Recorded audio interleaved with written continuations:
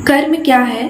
गौतम बुद्ध की प्रेरक कहानी। एक बार गौतम बुद्ध से उनके एक शिष्य ने पूछा, गुरुजी कृपया हमें बताएं कि कर्म क्या है।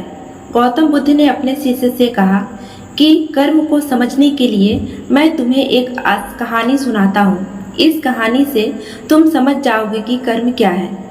बुलंद शहर का राजा घोड़े पर बैठकर अपने राज्य का भ्रमण कर रहा था। चारों तरफ भ्रमण करने के बाद वह एक दुकान के सामने आकर रुक गया।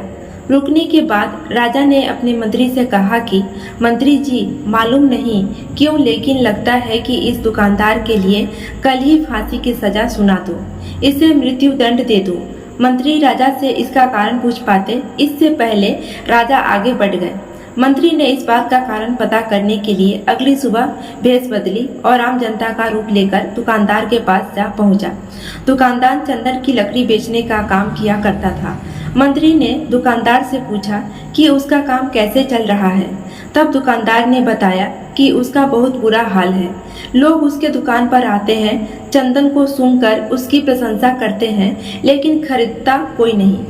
मैं सिर्फ इसी इंतजार में बैठा हूँ कि कब हमारे राज्य की राजा की मृत्यु हो और उनके अंत्येष्टि में मुझसे बहुत सारे चंदन की लकड़ी खरीदी जाएगी और शायद वहाँ से मेरे व्यापार में बढ़ोतरी होनी शुरू हो जाए। मंत्री को सारी बात समझ आ गई कि यही वह नकारात्मक विचार है जिसने राजा के मन को भी नकारात्मक किया। वह मंत्री बहुत बुद्धिमान था। उसने सोचा कि मैं आपसे थोड़ी चंदन की लकड़ियाँ खरीदना चाहता हूँ।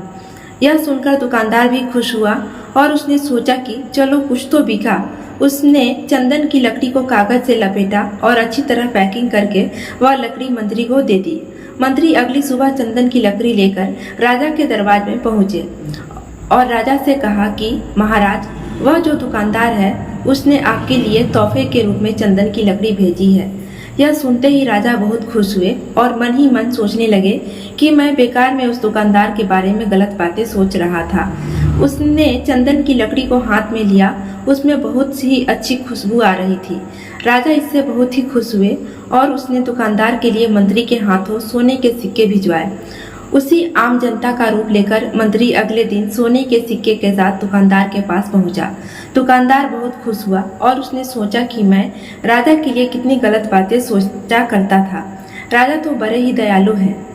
ये कहानी जब खत्म हुई तब गौतम बुद्ध ने अपने शिष्यों से पूछा कि आप अब बताएं कि कर्म क्या है।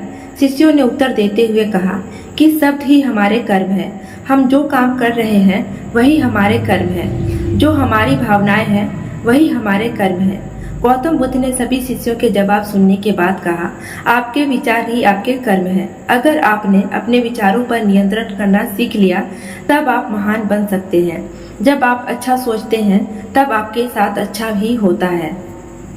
तो कहानी आपको कैसी लगी हमें कमेंट करके ज़रूर बताएं। आज के लिए इतना ही। अगले वीडियो में फिर से मिलेंगे, तब तक के लिए गुड बाय।